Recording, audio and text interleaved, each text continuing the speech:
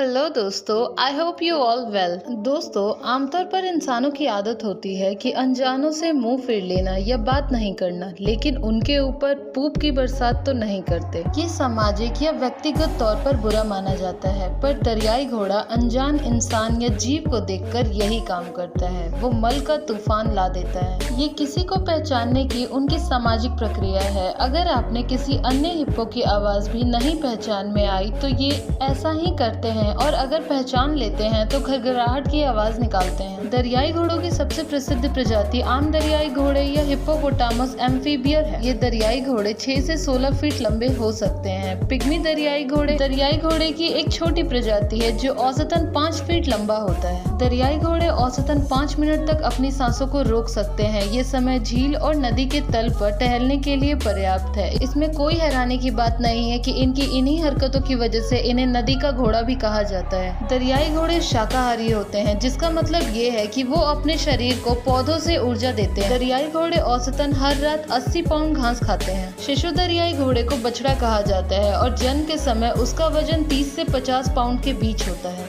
हालांकि दरियाई घोड़ों को रात्रिचर नहीं माना जाता है, लेकिन उनकी अधिकांश भोजन की तलाश और गतिविधियां रात के दौरान ही होती है। वे शाम ढलते के समय अपने विश्राम स्थान को छोड़ देते हैं और सुबह वापस लौट जाते हैं। दरियाई घोड़े उप सहारा अफ्रीका में रहते हैं, जहां सूर्य की यूवी किरणें अविश्वसनीय रूप से तेज होती है। दरियाई घोड़े अपने अंदर एक लाल तैलीय तरल पदार्थ बनाने की क्षमता विकसित कर ली है, जो एक प्राकृतिक सनब्लॉक के रूप में कार्य करता है। इंटरेस्टिंग बात तो यह है कि दरियाई घोड़े अपने दोस्त और दुश्मन की पहचान उनके गोबर या पूप को सूंघकर करते हैं। दरियाई घोड़े मिडेस या बाहरी जगहों का इस्तेमाल करते हैं जहां वे बार बार शौचालय जाते हैं। दरियाई घोड़े फिर उस जगह को सूंघकर पता लगाते हैं कि वहां कौन रहा है और क्या उन्हें दोस्त माना जाता है। दरियाई घोड़े का विशाल आकार छोटे जीवों के लिए सूक्ष्म आवास बनाने में सहायक होता है। वे जल स्रोतों से अंतर्देशीय क्षेत्र तक समान मार्ग पर बार बार चलकर मछली आबादी के लिए आवास की सुविधा प्रदान करता है। दरियाई घोड़ों को लुप्तप्राय नहीं माना जाता है, लेकिन उन्हें विलुप्त होने के लिए संवेदनशील माना जाता है। दरियाई घोड़ों को शिकार